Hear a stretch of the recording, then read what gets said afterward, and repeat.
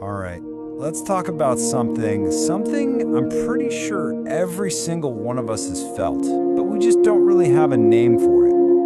I'm talking about the ghosts that visit you at night. Have you ever felt haunted by a life you didn't live? I mean, really think about that. It's a heavy question, right? That little nagging feeling that there's some other version of you out there, the one who took that big risk, or actually finished that novel, or packed up and moved across the country. And you know this feeling? It has a favorite time to pop up. Yeah, you know exactly what I'm talking about. It's the quiet hours. The whole world is asleep, but your mind, your mind is wide awake, replaying all those what ifs. It's like your brain turns into this cinema, just showing these highlight reels of all the choices you didn't make. Man, what if I just stayed in that band? What if I'd actually finished that degree? What if I had said yes instead of no? So here's the thing. Let's stop just brushing this off as, late night anxiety. Let's actually give this feeling a name. Because when you can name something, you can start to understand it, right? So let's meet them. Let's call them your nightly ghosts. Now, obviously, we're not talking about actual, literal ghosts here. These are more like echoes of your own potential. They're the painter you could have been, the entrepreneur who never got that business off the ground, the person who had something to say but never took the stage, They're basically the parts of yourself that you kind of put on a shelf for later, and now they're just, checking in.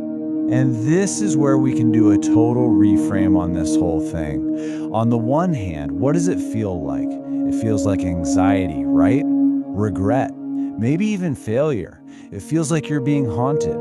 But what if we've got it all wrong? What if what you're really feeling isn't failure, but just unused potential? And what if it's not regret, but a dream that's just been lying dormant? What if it's not a haunting at all, but actually a message? Okay, so if it's a message, who's sending it? Where's it coming from? This is where we really get to the heart of it all. Because these ghosts, they're not random, not at all. They're messengers, and they're coming from a very, very specific place. It's this simple. Your unacted dreams don't rest. Just let that one sink in for a second. The dreams you decided were too impractical or too hard or just not the right time, they don't just vanish into thin air. Nope, they linger, they wait. And then, when the world finally gets quiet enough for you to listen, they start to whisper. So how does a dream even turn into a ghost? Well, it's actually a pretty simple process. It all starts with a dream, right? An idea, an ambition, just a little spark. But then, for whatever reason, life happens. It gets ignored, pushed aside. And over time, that spark kind of morphs into a quiet little what if. But if you let that what if go unanswered for too long, well, it comes back. Only this time, it has more urgency, more weight. It returns as a ghost. All right, so these ghosts are here, they're trying to tell you something, and the big takeaway here is that the goal isn't to fight them off or, ignore them until they disappear. The goal is to listen. But how do you actually do that? How do you listen to the whispers? Well, next time one of those thoughts pops into your head, instead of immediately pushing it away, try asking yourself this, and be really honest. What dream have you put to sleep? What was that big idea, the one you convinced yourself was silly or something you'd get to later? And hey, maybe it's not some huge, life-changing dream. Maybe it's a talent you've left dormant.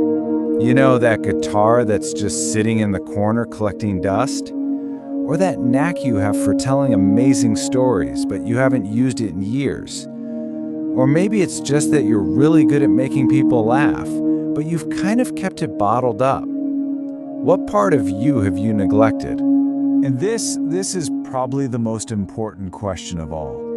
what is it asking of you now? See, the ghost isn't there to make you feel guilty about the past. It's here to ask something of you in the present. And this is key. It doesn't mean you have to quit your job tomorrow and become a rock star. No way. Maybe it's just asking you to pick up that guitar for 10 minutes, or to just write one page, to take one tiny, small step to just honor that part of you. So, look, the next time you find yourself awake in those quiet hours and you feel that visit from the ghost of what might have been, try something different. Don't see it as a haunting. See it for what it is, a reminder. A reminder that those dreams are still alive inside you. They're just waiting, patiently. They aren't there to taunt you about your past. They're just there to gently nudge you towards a future that is still totally possible. The only real question is, are you going to listen?